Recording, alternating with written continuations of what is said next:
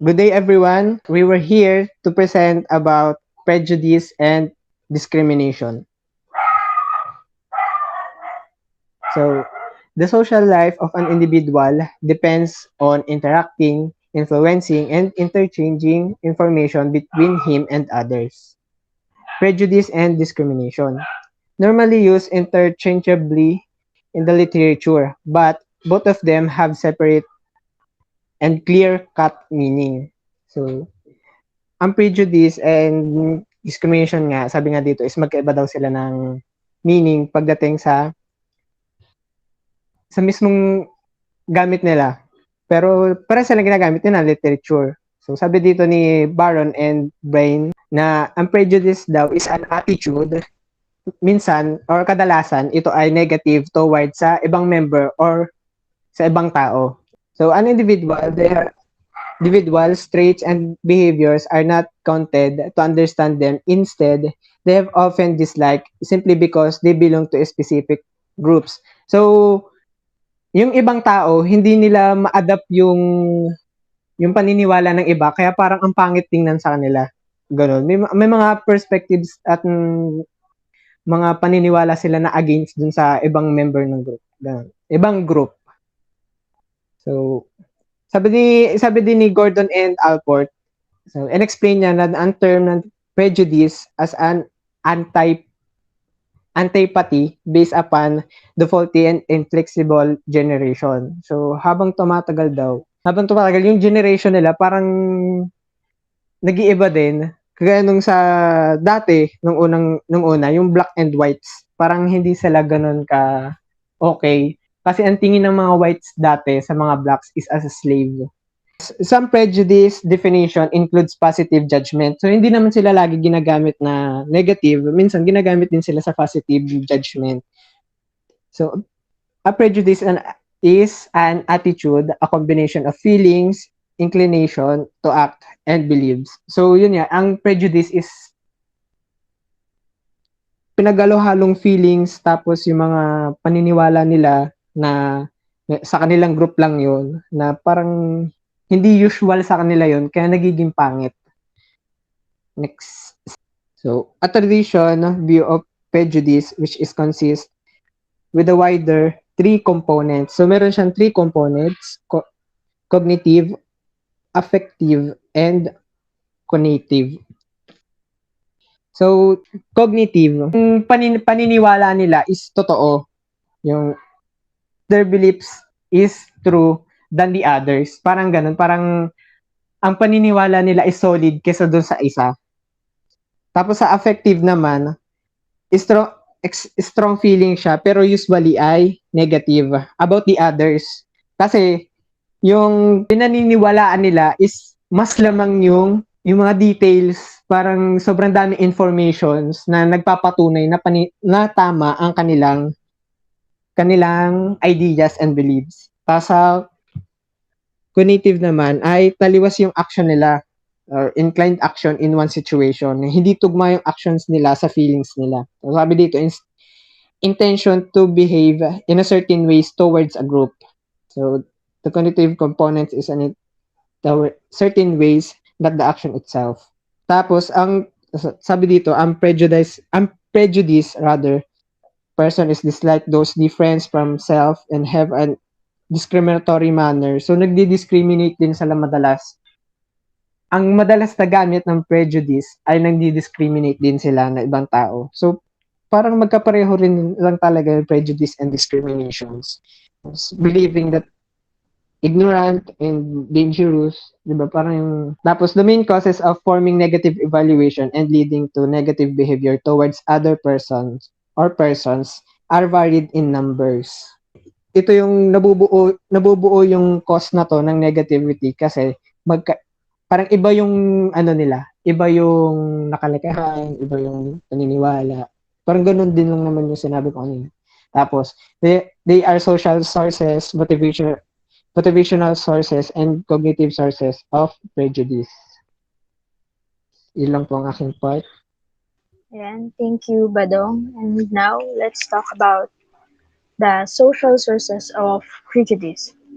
It includes social inequalities, scarcity of goods and services, acquired value system, religious practices, conformity, and institutional support are found to contribute for the formation of prejudice based on social sources.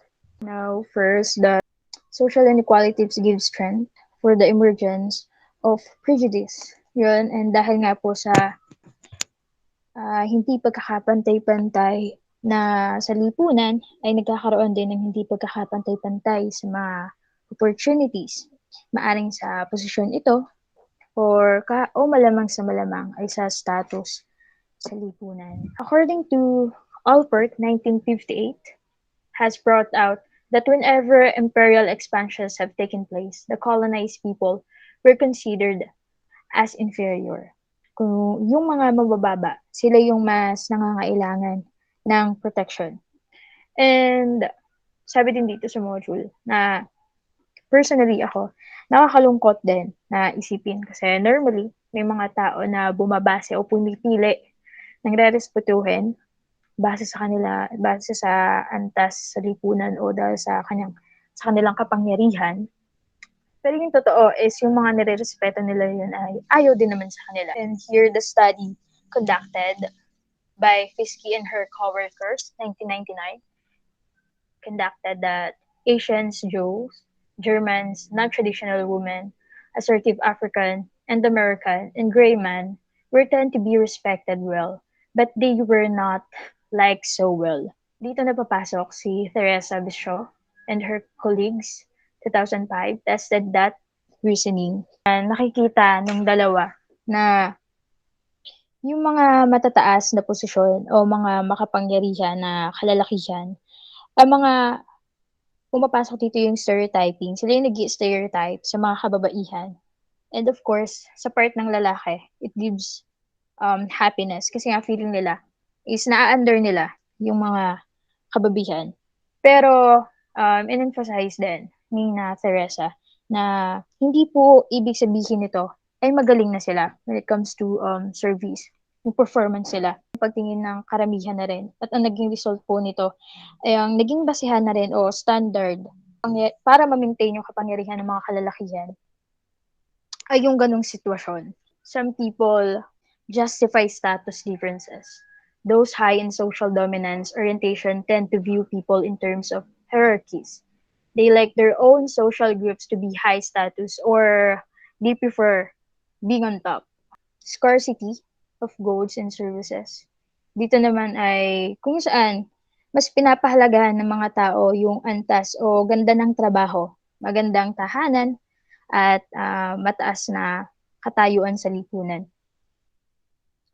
Dito naman ay nagsisimula yung mga prejudice sa mga products o mga kalakal na nagkakaroon ng kompetisyon. Imagine, kasama ka sa isang grupo and then you see the other group na alam maganda yung ginawa nila, sige gandahan natin, and then yung lahat-lahat is nadamay na rin na okay, gandahan din natin. Magsisimula na doon yung mga maliliit na galit and then lumalaki ng lumalaki at nagkakaroon na nga ng prejudice. Dahil nga po sa mga pagkakagrupo-grupo, nakikita nila kung saan angat ang grupo nila o higit na mas mataas kaysa sa iba pagdating man ito sa usaping moral at iba pa.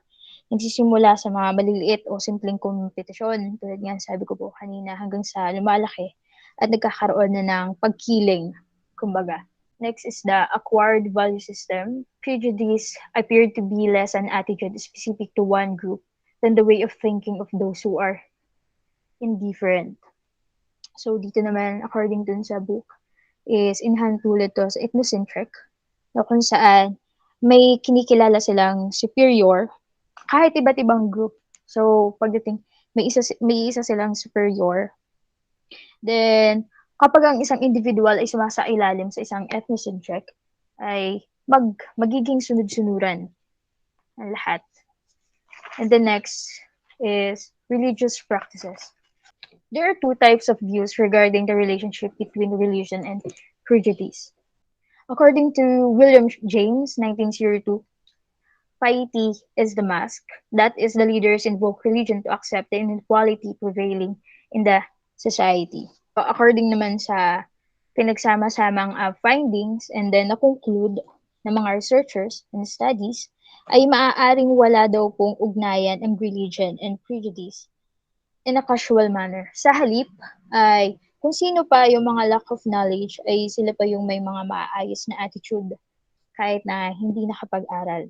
Further religious belief system may make people to believe that all people possess free will. Hence, minorities have to be blamed for their own lower status. Then some studies revealed they found out na when it comes to religion ay wala pong masyadong kinikilingan at ang mga taong may seryoso o tapat na pananampalataya ay hindi mapangmataas o walang kinikilingan para po ito sa mga taong sinasabuhay ang mga aral sa relihiyon. Kumbaga po, sa kanila ay bukal sa loob tanggap na kung ano man at walang bias na pagtingin. Conformity. This is the negatively viewing others, forming prejudice, is accepted as social practice. Many people will accept to confirm to this idea. Dahil sa mga matinding pangangailangan ay nagkakaroon ng sama ng loob sa iba, o puot o galit. Galit according nga kay Thomas Petrie, na ang mga taong umaayon sa mga pamantayang panlipunan ay ang mga may posibilidad the most sa kanila ay prejudice. Kay Minard, 1952, and Ketzes, 1953, shows that in shows na yung matinding prejudice was clearly not manifestation of personal characteristics but simply of the social norms. Dito naman po tayo sa institutional support. The institutional support for prejudice or not deliberate attempts, they simply reflect cultural assumptions. So, yung mga institutionals natin katulad ng school, colleges, and other social institution na facilitate cultural attitude. Po sa akin pagkakaintindi ay kung isang institution ay nagtatamasa ng social and economic superiority, ang perception nila ay nagiging iba sa pamamalakad or iba yung sistema na ginagawa sa kanilang lugar. Kumbaga po, nagkakaroon din ng doubt kasi nga po nagiging superior sa ganang aspect even though mali naman yung sistema. And in social institutions like school, government, media, families, may bolster prejudice through overt policies such as segregation or passively reinforcing the status quo. Slide ko po. Basahin ko na lang kasi parang pinakasummary po to. Second possible explanation of prejudice suggests that prejudice is learned and it develops in much the same manner and the same mechanism as attitude.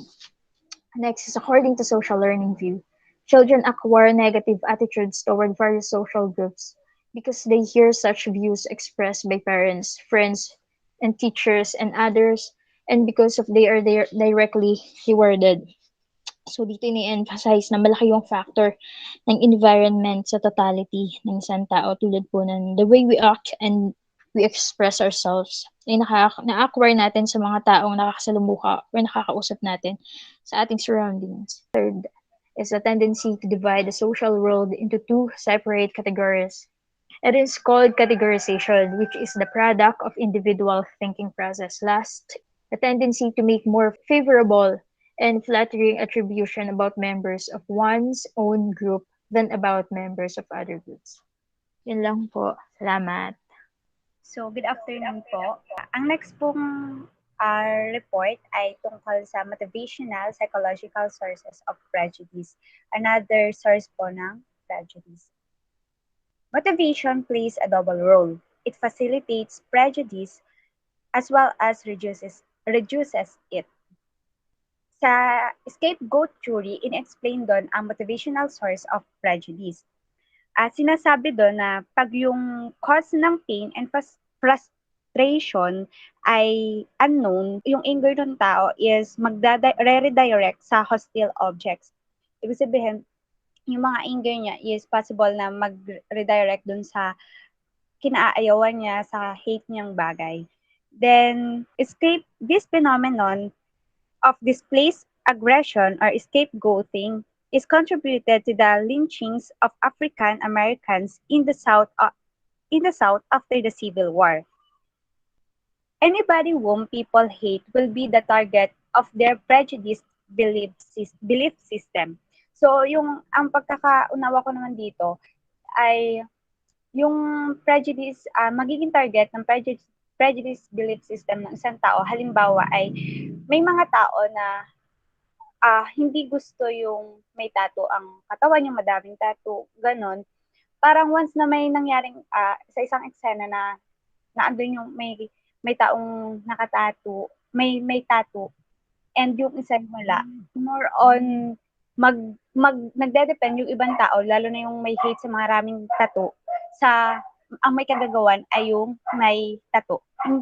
Hindi ko naman nilalahat ng tao na gano'n, pero parang parang yun ang pagkakaintindi ko na kung sino man yung, kung ano man yung hate ng tao, yun talaga yung laging magiging prone na kanilang belief system, ng prejudice belief system. Dissatisfaction will trigger prejudice. Nietzsche has put forth the idea that whoever is dissatisfied with himself is continuously ready for revenge. And dito sa motivational psychological source of prejudice, na sakop din niya ang social identity. Social identity is people live in groups. They found happiness in their groups, kill for their groups, and die for their groups as well. The groups in which he has membership identify every individual. And then, sinabi din dito na sa social identity theory, na nagawa ni by Turner and Tajfel, it observed that people categorize, that is, people find it useful to be in one group due to that different categories emerge. And dahil sa social identity, yung mga emerges ng grupo is nagkaroon ng in-group and out-group. In-group is a group of people who share a sense of belonging and a feeling of common identity. People identify, that is, people associate to themselves with certain group and they gain self-esteem. The next one is the out-group. Out-group of is a group of people perceived as distinctively different from their in-group. People compare one group of people to another group of people in all respect. People evaluate themselves partly by their group membership. And people, kaya nagkakaroon ng, kaya yung sinasabi dito na, kaya maraming youth ang sumasali sa mga gang is because nagkakaroon sila ng identity, power, and pride. So, sa pag-evaluate natin ng group, we categorize. We find it useful to put people ourselves included into categories. Example lang to. To label someone as a Hindu, or a Scot, or a bus driver, it is a shorthand way of saying some other things about the person. So, ibig sabihin, pag nakategorize natin yung isang tao in a specific group, madali tayo makapag-describe about that person. Then, the next one is we identify. We associate ourselves with certain groups or our in-groups. Because of this, we gain self-esteem tuwing nagkakaroon tayo ng grupo or belong tayo sa grupo na yon, tumataas yung self-esteem natin. Tapos, the last one is we compare. We contrast our groups with other groups with a favorable bias toward our own group. So, dahil dito nagkakaroon ng comparison about another group sa yung grupo mo sa kabilang grupo, nagkakaroon ng bias. And ito yung tinatawag na in-group bias, a tendency to define one's own group positively in order to evaluate oneself positively. So, ito yung sinasabi na magbibigay ka ng mga descriptions or na tungkol sa grupo nyo na positive. So, yung parang masasatisfy mo yung sarili mo and sasabi mo na yung self mo is according to them kasi naandun ka sa grupo na yon and nagiging positive na din yung tingin mo sa sarili mo. Yung daw in-group bias ay nag-i-emerge more on when individuals group is small and lower in status relative to status in group bias. Due to the social identification, people confirm to their group's norm. Then, nandito yung need for is another source of prejudice sa motivational psychological ay yung need for status, self-regard, and belonging. Status is a relative term. Feeling superior or inferior initiate prejudicial ideas. So, ang example dito, yung lalaki is, a man who doubt his own strength will identify woman as dependent and boost their masculine image. Doon sa another example na sa experiment naman ni Randy and Kathleen noong 1982, it showed that pagka daw ang lalaki na may low self-acceptance, hindi nila preferred ang strong non-traditional woman. On the other hand, yung mga may high self-acceptance na lalaki, mas preferred nila yung strong non-traditional woman. And it shows that self-image and self-regard has a relationship with prejudice. The next one, last source of prejudice is the cognitive. The way one thinks about the world as remembers about the event that takes place have a contributing roles in establishing the role of cognitive sources of prejudice. Yung illusion daw natin ay may impact sa pagiging prejudice ng isang tao.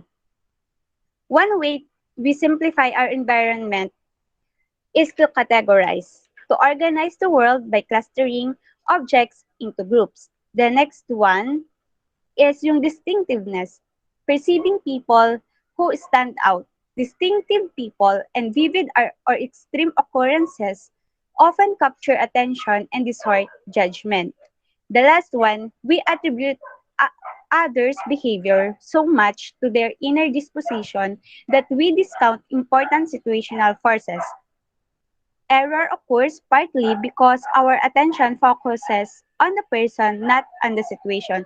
So, totoo naman nga na hindi naman lagi or marami na some instances kasi mas nagfo-focus tayo sa tao, sa ugali, behavior ng tao, hindi dun sa situation muna bago natin siya i-evaluate na bakit kaya ganitong behavior niya sa sitwasyon na to.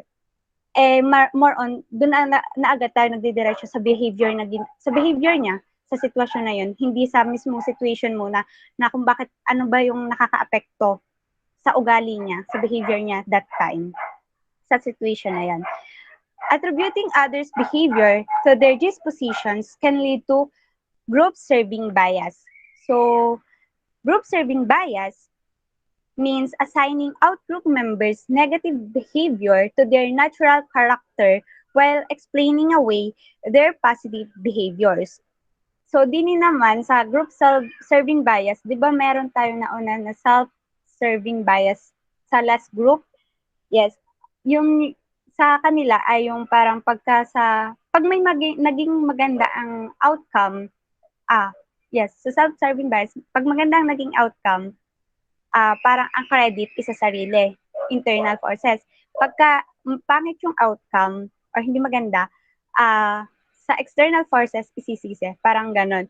Pero dito sa group serving bias means yung negative behavior, halimbawa sa isang member nung out-group, halimbawa, hindi ako belong sa grupo na yon.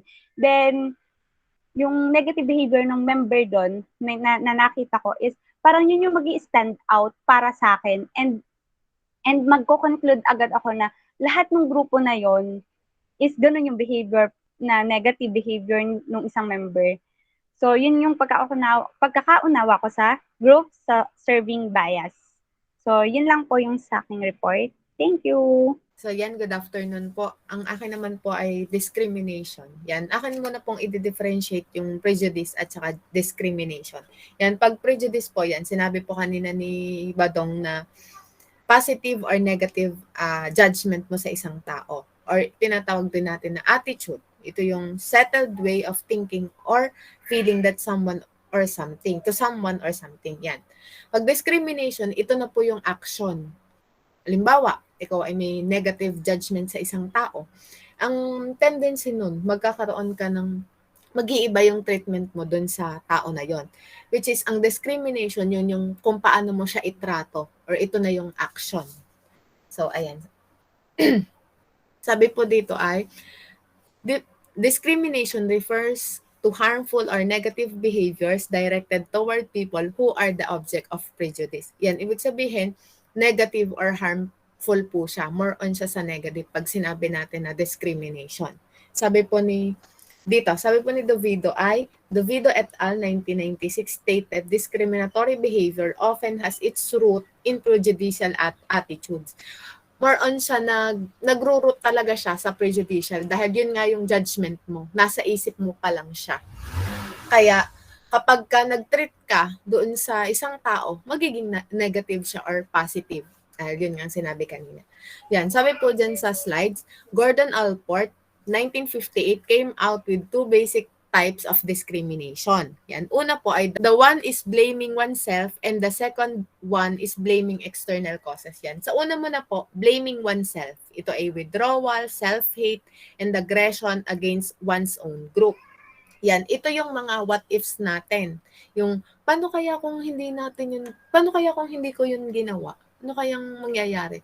Yung parang iniisip natin na, yung parang sinisisi natin sa sarili na, sana hindi ko na lang yun ginawa para hindi naging ganun yung outcome. Yon, meron pala talaga nag-exist na mismong sa ating sarili ay meron tayong discrimination. At ang pangalawa naman po ay ang one is blaming external causes. Ito yung fighting back, suspiciousness, and increased group pride. Yan. Example dito ay yung halimbawa, sinisisi mong isang tao or isang bagay, kaya nangyari yon. Which is yung halimbawa sa isang group, may nangyari sa inyo, nag-struggle talaga kayo. Di ka, doon papasok yung may iisip mo na, sino ko nag-umpisa na rin? Ano gang nangyari din? Bakit nagagano? So, yun na yung tinatawag natin na one is blaming external causes. Yan. Nangyayari yun sa atin mostly kapag groupings. Yan. Diyan yan nag-e-exist kasi nga doon papasok yung external causes. Yan. Dahil pa po dito ay whatever be the types of the results is always negative. Yan. Laging ang bungat di kapag narinig po natin discrimination, laging negative ang papasok. At kahit ano pang types niyan, yan ay negative lagi ang outcome. Yan, sabi dito ay, due to the government laws, it is difficult to express negative action toward a single person or a group of person. It is the subtle form of discrimination found in society. Dahil sobrang sensitive na ngayon ng mga tao. Diga kapag ka ngayon sa school, yung mga estudyante inaano lang ng teacher, ipapatulpo na agad. Kasi nga, nasa law na yun. Meron ng panlaban ang mga tao. Kaya mas hindi agad obvious ngayon kasi yun nga, baka takot sila na baka ipakulong, kasuhan, sila ay mas naging sensitive tayo, naging mas sensitive tayo sa pagde-discriminate, sa kapag na-experience natin ito. Yan. Ito yung sabi po dyan sa slide, discrimination based on gender could be traced in social living. Yan, sabi po ng si Fisher, show that females continue to occupy relatively disadvantaged position in many societies. They were given mainly low-paying, low-status jobs. Yan, lagi naman pag babae, diga. Laging ang tingin ng tao kapag babae ay yung mahina, hindi kaya ito, pang dito lang siya. Yan. Ito pa ay isang form ng discrimination, sabi. Nung pong sinabi ko kanina ng subtle form of discrimination, yung hindi gaanong napapansin na nakakapag-discriminate pala tayo. Meron ditong 3 examples, sabi. Questioning the judgment of a female employee. Yan, diga kapag minsan, kahit naman sa practical na buhay or makikita natin na ang babae talaga na-disregard na minsan. Halimbawa, sa pagdadrive pa lang, kapag nasa una mo at alam mong mabagal yung nagdadrive, mapapasabi ka na, babae siguro ang nagdadrive niyan. Yan. Parang yung may mga gayon tayong assumption. Yan. Sunod naman po ay asking inappropriate questions about family history in an interview. Yun palang simple nating pagtatanong sa interview or tanungin lang natin ang history sa family, pwede pala yun na maging discrimination, maging type ng discrimination. At ang patatlo po ay failing to make eye contact with certain employee or people. Yan, di ka po minsan ay, siguro na-experience nyo din po, yung kapag hindi din kayo ganun ka-komportable sa tao kapag yung eye to eye contact. Pero hindi naman po lahat ng form na hindi kayo makapag eye to eye contact sa inyong kausap ay hindi naman po lahat ay discrimination na agad yon. Pwede po, lagi po tayong pinapaalalahanan ng ating mga psych major na laging i-consider yung mga ibang wag laging titingin sa behavior ng tao, kagaya nga kaninang naunang reporting, laging tumitingin lang sa behavior. Parang tingnan din po muna natin kung ano ba talaga yung naging cause nun, kung bakit siya ganun. Malay po natin, mahiyain lang talaga siya, or baka hindi siya komportable na makipagtinginan sa mata. Yun. Yung mga nabanggit ko po, yun yung mga hindi gaanong pansin na nakakapag-discriminate na pala tayo. So, ayun, at pwede rin nakakapag-discriminate na sa, yun nga, mostly ay yung sa mga babae. Yan. At ang last bullet naman po sa discrimination ay, another type of subtle discrimination is the sexual harassment. Social psychologists clearly research the presence of discriminated behavior. So ayun nga po. At sabi po dito, meron ding prominent types of discrimination. Yan. Prejudice is a negative attitude. Discrimination is negative behavior or action. Discriminatory behavior often has its source of prejudicial attitude. Yan, nabanggit ko po kanina na palaging may pinag-uugatan kung bakit nagkakaroon ka ng negative behavior. Which is yun nga pong discrimination. Yan, ang sunod po ay ang reverse discrimination. Unfair treatment of the members of what may be considered the majority group in a workplace based on their gender, race, national, religion, and other protected characteristics. Yan, parang ito po ay ikaw ay may kinikilingan. Yan, sabi pa po dito sa isang bullet ay giving with one hand, taking with another. This type of discrimination occurs in situations in which holding at least some degree of prejudice toward the members of social group lean over backward to what members of that group more favorably that they treat other reasons. Yan kumbaga sa trabaho, mapapaisip ka kung bakit hindi siya natanggap. Siya naman ay well qualified. Kasi nga, pwedeng makikita natin na kaya hindi siya tinanggap kasi ganun ang kanyang lahi, may ganun siyang religion, may ganitong siyang gender. Pwedeng dito ay may tinitingnan pa siya na hindi naman dapat i-consider na para sa trabaho. Kumbaga, hindi naman talaga yun required na i-consider sa trabaho. Pero, yun nga, dahil reverse discrimination, siya ay may kinikilingan na, hindi siya involved dito, hindi siya belong sa ganito. Yeah. At, sabi naman, sa next slide po, yan, sabi po dito sa tokenism, yan, individuals or groups perform trivial positive action for people toward whom they feel prejudiced and then use this action as an excuse for refusing more meaningful and beneficial behavior. Kumbaga, sinerch ko po kasi yung ibig sabihin ng token yan. Sabi po dito ay, people perceive as distinctive, considered as experts on something for having the properties of a token. Or yung ibig sabihin token ay the thing that makes them distinctive. Yung parang meron siyang kakaiba sa kanya, or pwedeng may connection siya, kaya siya natanggap, or pwedeng siya ay may katangian or may property na magpapatanggap sa kanya. Kaya mapapaisip ka na lang, bakit siya natanggap? Hindi naman siya ganun ka-qualified. Dito po, tinitingnan yung positive characteristics ng isang tao kung bakit siya belong sa isang group. Yan, or yung may connection nga, yung panghila, kagaya pag sa school, yung yung sa mga favoritism o kung ano pa man na nakikita. Parang may isa siyang bagay na nagpapaano sa kanya para mas maging belong. Yan. Ito po ay form din ng discrimination. At ang sunod naman po ay, yan, ito po yung nabanggit ko natin kanina, ang subtle forms of discrimination.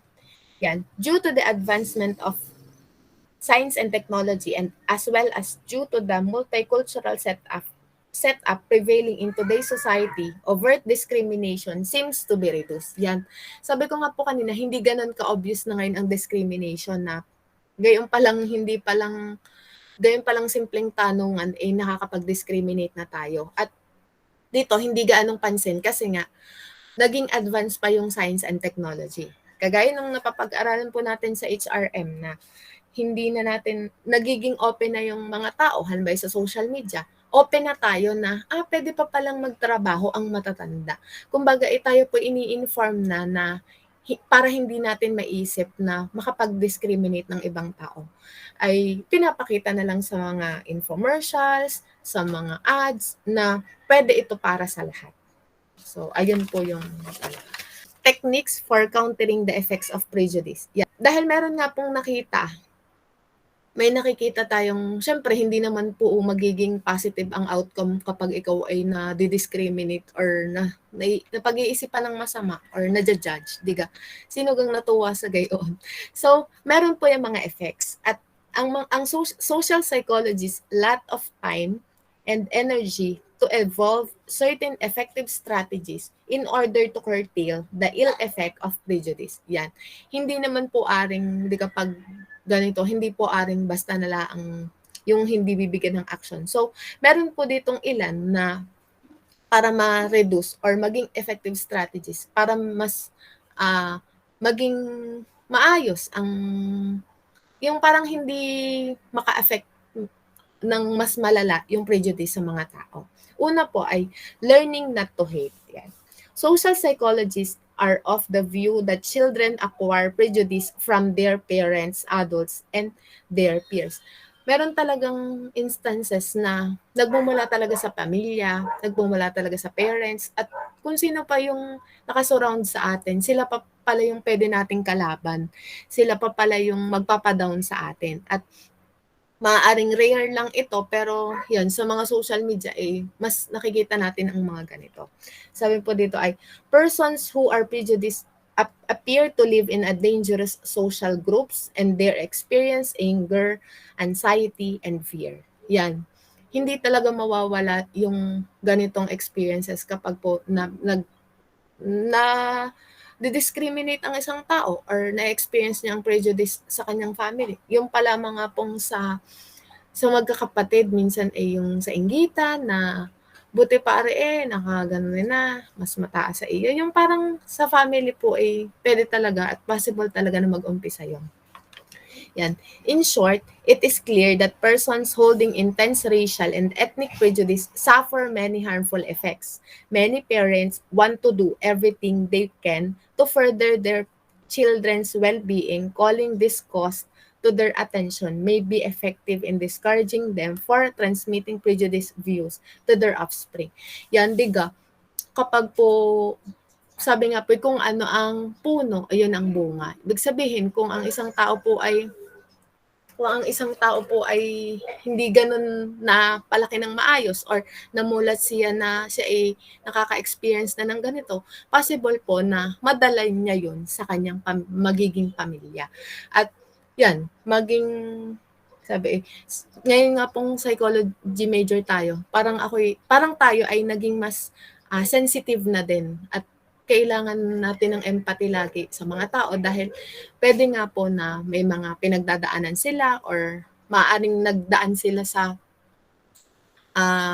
yung parang may pinagmulan sila or namana nila yun. Kaya tayo pong nakakarinig na ng ganito mas okay po na mag-umpisa sa atin ang mas maging maayos para kung dumating man yung time na tayo magkakapamilya hindi po natin ito madala sa kanila at matutunan po nila ng maayos ang mga tamang way kung paano i-treat ang bawat isa. So, yun lamang po at marami pong salamat. Ayan, so hello, good afternoon. And before I start, so good afternoon sa inyo. And I'll be the one to discuss the direct intergroup or the potential benefits of acquaintance. So, ito yung pinaka-last na di-discuss namin. So, yan. Direct intergroup prejudice's main idea is the contact hypothesis, which is increased contact between members in social groups can be effective in reducing prejudice. So, ang sinasabi lang dito is, para mas maintindihan natin kung ano ba yung direct intergroup prejudice, ang pinaka-common idea dito is yung contact hypothesis. So when we say contact hypothesis, it is a theory.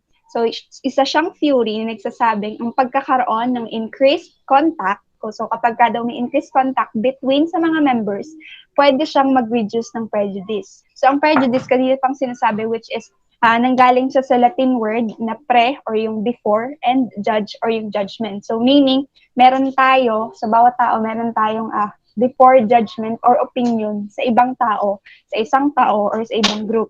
Okay? So ginagamit yung prejudice kapag ka ang isang grupo ng tao ay ayaw sa another group na kaiba sa kanila. So meaning, ang prejudice, pwede siyang mag-lead sa discrimination. Kapag ka, for example, ayaw mo sa taong to or ayaw mo sa group ng taong to, meron kan agad before judgment. So that's prejudice. Next is, I will be discussing the several reasons naman to predict yung hypothesis na sinabi ko, which is yung contact hypothesis is effective or pwedeng maging effective. Una, merong increased contact between persons from different groups that can lead to growing recognition of themselves. Ibig sabihin, kapag mas mataas yung contact ng isang tao sa iba't ibang groups or sa iba't ibang tao, pwedeng mag-increase din yung paraan kung paano nila nare-recognize yung similarity na meron sila. So for example, transfer ka sa isang school.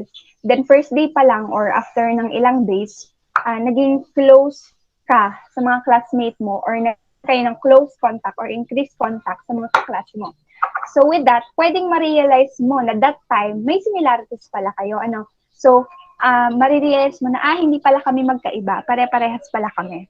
Okay, next. Stereotypes are resistant to change. Yan. So, dito naman sinasabi na kapag na-meet mo or kapag may na-meet ka na individual or isang tao, meron kang mga expectations regarding dun sa stereotype na nasa isip mo.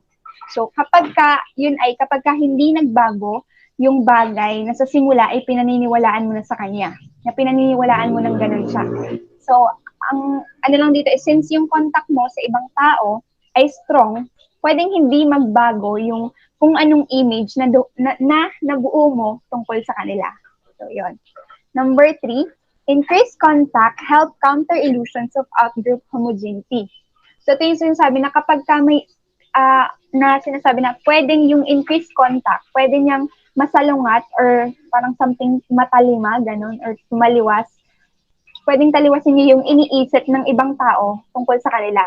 So, ang sinasabi lang dito is, when we get to know one another, lahat ng stereotypes or yung mga maling paniniwala sa iba or sa isa't isa, nawawala siya. Because of what? Because we're forming new friendships and bonds. Okay? Next slide po. Tutungo na tayo sa recategorization. So, sa recategorization, sinasabi na there is a shift between an individual group or us and various outgroups for them. Okay? So, sinasabi dito na mayroong shift between us and them. And yung us na tinutukoy dito is yung individual or in groups, meaning yung mga nasa group mismo, nasa loob ng group. Pag sinabi naman natin them, yung mga outgroups or hindi kabilang sa group na to. So, dito, may sinasabi sa recategorization na may shifts sa boundary ang in-groups and out-groups. And naglilid yon para yung mga nasa out-group or yung them na tinutukoy ay maging belong or mapabilang sa in-group or yung us na sinasabi. So in short or in simple terms, from out-groups nagiging in-groups. Next is the common in-group identity model. So sinasabi dito na it is sa theory daw na pinropose ni Gardner, the video and colleagues noong 1989 to 1993. So yan. Asan ba ako? People from different groups start working for a specific goal and view themselves as one group. So ito mahalaga din to kasi kapag, for example, different groups, nag-work sila para ma-accomplish yung isang goal, then pwedeng makita nila yung mga sarili nila, pwedeng ma-perceive nila yung sarili nila sarili nila as one. So for example, na dito yung sa webinar natin sa IO. So tayong buong third year, since iba-iba naman tayo ng groups, iba-iba tayo ng groups per block. So meron tayong need na i-accomplish, which is yung makapag-conduct ng webinar in general and by groups. So bilang requirement natin sa subject na yon, we will work as one. Okay, with that, we can view ourselves as one. Kasi since tayo ay may webinar na by group, may webinar din tayo na pangkalahatan. Yung pangkalahatan na webinar na yon, yun yung i-accomplish natin na goal, which is pwede nating ma-view yung sarili natin as one or single entity. And dito din kasi papasok yung kaugnay din niya yung quotation na individually, we are one drop, together, we are an ocean, ni Ryunosuke Satoru. So in relation to that, parang example na din natin yung sa theater nung first year tayo. 'Di ba? Individual naman tayong pumasok sa block 1101. But since meron tayong performance task, which is yung theater's art up, nag-work tayo as one. 'Di ba kita niyo naman yung hard work natin that time, and that's the process kung paano tayo nag-work as one. And with that, na-view natin yung group natin as single social entity nung nag-perform na tayo. We are considered as one. Okay. Next, dito sinasabi, negative evaluation reduced and positive regards increase. So, anong meron dyan? Dito kapag kayong negative evaluation ay nabawasan, then yung positive regards ay nadadagdagan or tumataas. And with that, mas napopromote natin yung positive contact kesa sa negative contact. Kaya ang result nun, maalis natin yung idea na us at them. And nababawasan din yung prejudice na meron tayo sa isa't isa. So kapag positive yung idea or relationship sa isa't isa, doon natin mas nakikilala ang isa't isa at nauunawaan. Okay? So dito parang example is yung best friend ko ng junior high, which is hindi talaga kami close, but now close na kami. So dati may prejudice kami sa isa't isa na ang before judgment ko sa kanya is mataray, since yun yung physical appearance siya and hindi ko siya close. But then, nung nakilala ko siya, nung naging classmate ko siya ulit nung senior high, parang yung prejudice na wala kasi meron kaming close contact sa isa't isa. So, yun. Yun lang. Next is, ayun na pala nabasa ko na, eliminate, yan, yung positive regard, negative, yung common in-group identity model. It eliminates the idea of us and them that enables to reduce prejudice and hostility towards each other. So, na-eliminate yung us and then, nare-reduce din yung prejudice tsaka hostility. Next, change in mind is useful and beneficial for social living. So, sinasabi lang dito, sino ba namang magbe-benefit, di ba? Siyempre, tao rin. So, kapag nabago mo yung maling paniniwala na nasa isip mo sa iba, then possible na maging healthy yung relationship mo sa ibang tao. Yan. Next is, Gardner and his team of researchers in 1990 brought the idea that when a person is working cooperatively with others, it will reduce differences. True. Di ba kapag halimbawa nakikipag-cooperate ka sa group work or group activity, nababawasan yung pag-iisip mo na, ako naman walang ginagawa, katamad ko. Sa mga group ko kasipag. Di ba may ganang thinking tayo? So, ganun din yung sinasabi dito, na kapag you work together, you work cooperatively and harmoniously with others or with your group mates, possible na maramdaman mong belong ka at hindi ka iba sa kanila. That you're just like them. Okay? Next, when different individuals from various group works together for a goal, they can be considered a single social entity and feelings of bias and prejudice gradually fades away. So yun, same lang din ang sinabi ko kanina na kapag nag-work kayo together or tayo together towards the same goal, then you will feel the sense of being united, of being one. Then doon nawawala yung bias, yung galit, and saka yung prejudice na din. So for example, yung example ko dito, siguro hindi ko alam kung pinaka-best siya, pero I think applicable naman. Kasi yung sa couple, di ba ang couple, they came from different families. They're both different individuals. It is applicable naman sa lahat ng couple. So, they're also working together as a couple. They will work together to make sure that they will reach their goal. And what's that goal? To marry. Di ba? Yun yung goal nila, na mapakasalan nila yung isa't isa and makasama nila yung isa't isa for the rest of their lives. And di ba kapag kinakasal, sinasabi na ando na yung term na pag-iisang dibdib. So meaning, they can now be seen as one. And after that, nare-reduce yung prejudice nila sa isa't isa, which is yung prejudice na meron sila nung mag-boyfriend-girlfriend sila. For example, nung mag-boyfriend-girlfriend sila, ang prejudice nitong si husband kay wife ay tahimik itong si wife nung boyfriend-girlfriend. Tapos, nung naging asawa na, ay bungangera pala. So, di ba, nare-reduce, nababawasan yung prejudice. And then, kapag kayong sa husband naman, for example, ang prejudice ni wife, okay, hindi pala mag-iinom itong aking pangasawa, ganun. Then, nung naging asawa na, ayun, nabawasan yung prejudice or yung paniniwala niya sa naging asawa niya na hindi pala mag-iinom. May bisyo pala, something like that. And yeah, next slide po.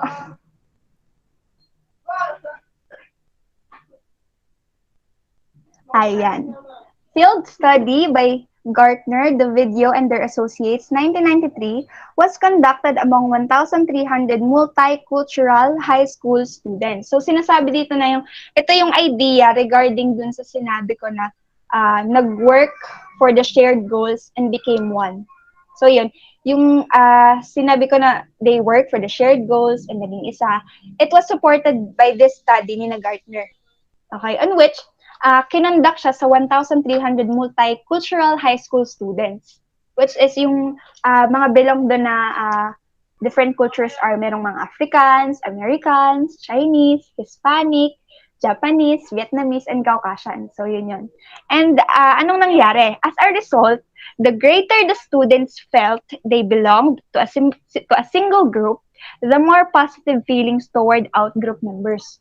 So, yung sinasabi doon na yung cooperative interdependence ng mga students mula sa different groups, which is yung nanggaling sa Africa, nanggaling sa America, nanggaling sa China, etc., ay positively related siya sa paniniwala ng mga students na yon na bilang estudyante, sila ay iisang group lang. Which is, nag-increase yun ng positive feelings nila kasi they know that they're all the same. They know na, students lang kami pare-pareho. Diba? Next. Recategorization reduces prejudice in considerable extent. In some points kasi, or in some considerations, kapag ka nakategorize mo, na-classify mo yung sarili mo, or na-recognize ng isang group na siya ikabilang din sa iba, or kapag na-recognize ng isang tao na siya ikabilang din sa ibang tao, mas nagiging positive yung outlook, or mas may tendency na mabawasan yung prejudice sa iba. Okay? Next is cognitive intervention. It is the fourth technique to minimize effects of prejudice among different groups of people. And prejudice due to thinking others' membership in different or categories. So may possibility kasi na nagkakaroon ng prejudice kasi iniisip natin yung ibang tao regarding sa pagiging miyembro nila sa isang certain group. Example yung sa tattoo, yung na-example din natin din kanina. So kapag iniisip natin na nanggaling siya sa group, nitong mga may tattoo, andun yung prejudice natin na alari addict, kahit in reality, hindi naman pala. What if, isipin natin, nasa culture lang pala nila? What if gusto lang nila talaga? Diba? And we're going to use the category-driven processing results, the formulation of methods. Una, paying attention to unique characteristics of individuals instead of their membership reduce the effects of prejudice. Di ba kapag mas pinagtutuunan mo ng pansin yung mga unique characteristics na meron sila, kaysa sa kung saang group sila nanggaling, mas nababawasan yung prejudice. Bakit? Kasi mas na-appreciate natin sila. Mas nauunawaan at nakikilala natin sila. Ganun yun. Kasi kung sa membership nila sa group na yun, or kung saan sila nanggaling, doon tayo titingin. Possible na tumaas yung tendency na isipan natin sila ng hindi tama or hindi accurate sa kung ano or sino sila as a person. Diba?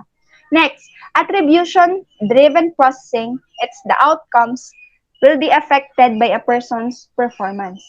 So dito mas pinapaliwanag yung outcome or rewards na nakukuha or meron ng isang tao sa isang situation. Possible siya na maapektuhan ng ginagawa ng ibang tao. In short, your outcome will be affected by others. Kaya mahalaga na makapag-create tayo ng accurate na impression natin sa ibang tao, pati na ng ibang tao. With that, namamotivate tayo na maging accurate para mas ma-reduce yung mga stereotypes or stereotypical or mga maling paniniwala na nasa isip natin when it comes to other people. Next, by using the principle of attribution, impact of stereotypes can be reduced. Sabi doon ni Allison, ito yung kapangalan ng aking pamangkin, Allison 1990, yan, gumagawa daw tayo ng inferences tungkol sa ibang tao base doon sa lumalabas sa pinalabasan ng action while setting aside yung mga factors na nakaapekto ng action nila. 'Di ba tama naman? So, meaning, tinitingnan lang kasi natin kung ano yung nagawa nila. Hindi natin tinitingnan o hindi natin inaalam bakit ba ganun yung pinakita nila, 'di ba? Kasi ganun tayong tao, literal tayong judger. Eh sino ba namang hindi, wala namang perfect, 'di ba? So ang gagamitin ko din ng example is siguro experience ko na din yung high school kasi may yung best friend ko, literally hindi talaga kami close nung junior high.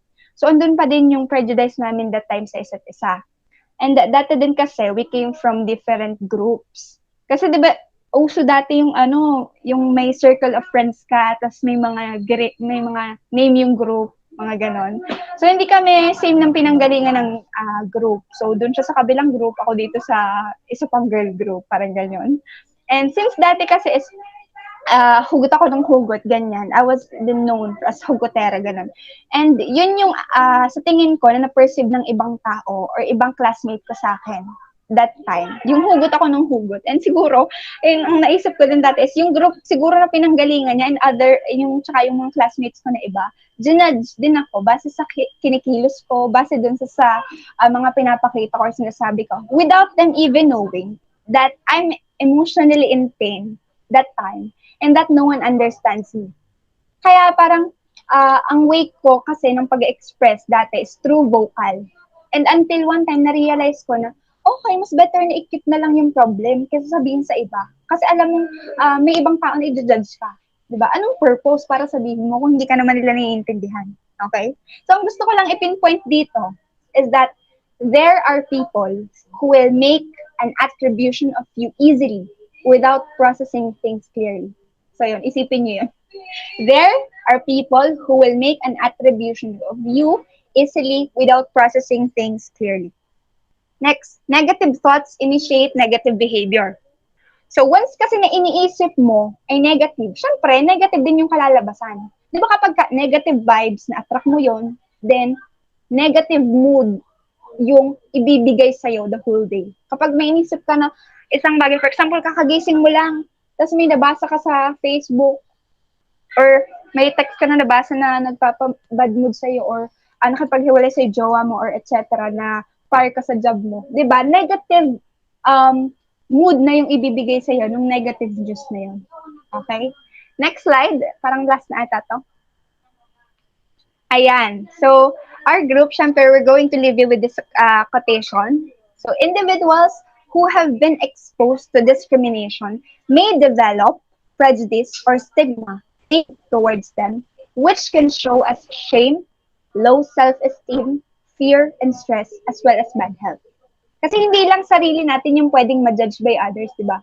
Because there are cases na kung sino yung mga tao na na-expose too much sa discrimination, sila yung naka-experience ng different type or bad type of treatment, which leads na nagkakaroon sila ng low self-esteem, nai-stress sila, nade-depress, nagiging anxious, nahihiya sila, and etc. So remember na we aren't different. We are all the same. Kasi pare-pares lang tayong humihinga. Tandaan niyo yan. So be careful on your words because that might either encourage or discourage someone. And I think that's all. So thank you. I hope you learned something from our group. Thank you so much, guys.